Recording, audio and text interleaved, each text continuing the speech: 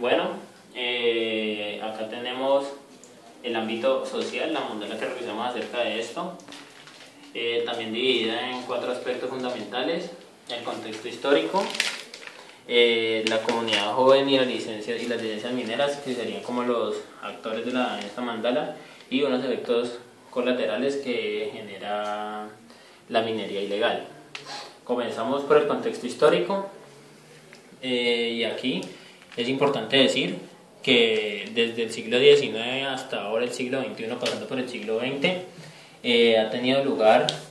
en nuestro país estos conflictos territoriales por suelo, subsuelo y por extracción de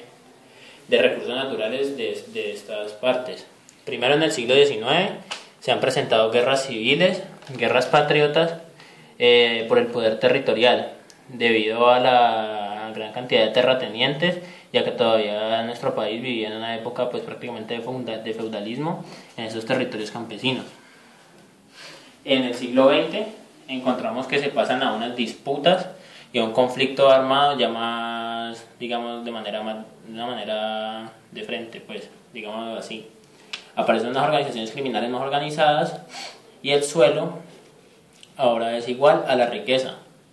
Además que la tierra le da poder a las personas en este siglo. Esto pues se mantiene hasta el siglo XXI. Acá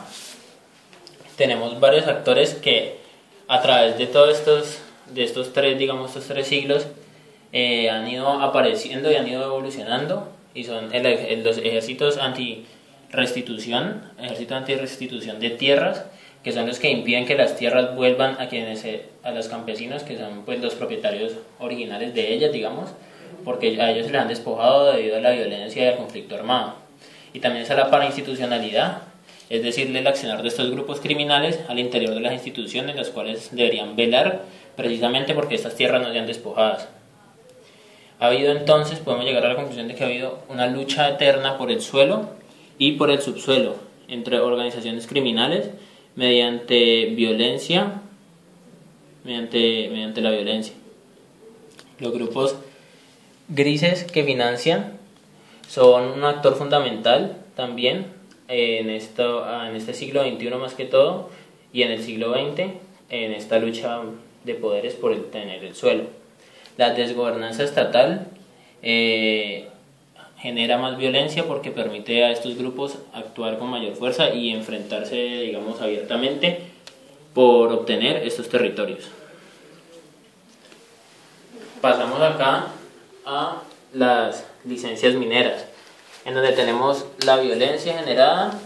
y la suplantación del Estado. Tenemos que con la obtención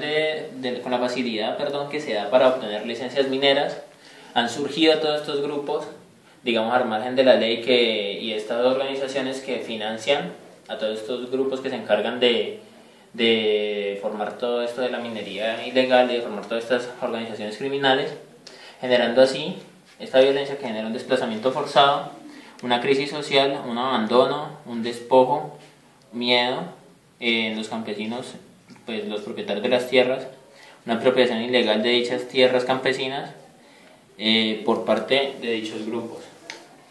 Tenemos en la suplantación del Estado que hay una desgobernanza en estas zonas. El Estado no tiene legitimidad en estos sitios, los territorios son territorios de nadie, y el dinero y la violencia está por encima de la ley y la justicia, lo que le permite pues a todos estos grupos y estas organizaciones hacerse amo y señor de todos estos territorios y precisamente suplantar al Estado. Tenemos entonces los grupos ilegales y grises, y las empresas que financian a estos grupos son actores fundamentales y son los que precisamente reciben dichas licencias mineras.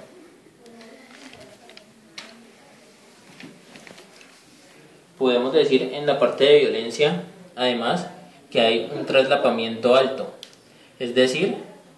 que la mayor cantidad de violencia tiene lugar en sitios con mayor actividad minera, sitios con mayor abandono estatal, que existen muchas organizaciones criminales que suplantan al Estado y son financiadas por empresas privadas que financian de alguna manera la extracción mediante la extracción del material.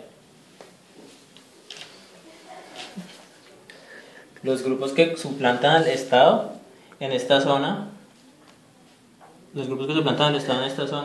se disputan el predominio territorial y las ganancias, generando así mucha violencia y una crisis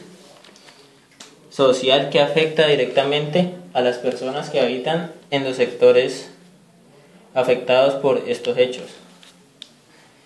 Acá podemos concluir finalmente la parte de la suplantación del Estado y el por qué es la razón de por qué estos actores pueden tomar partido de los recursos con tanta facilidad.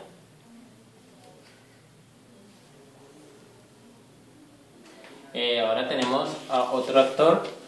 en este ámbito social, el cual resulta principalmente afectado por todo este tema de la minería ilegal. Esta es la comunidad joven,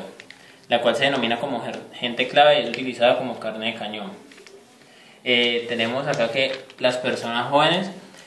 son utilizadas de manera preferente por la ilegalidad organizada para realizar actividades como la minería ilegal en zonas de alto riesgo. El crimen organizado da al joven inocente una esperanza de bienestar que es momentánea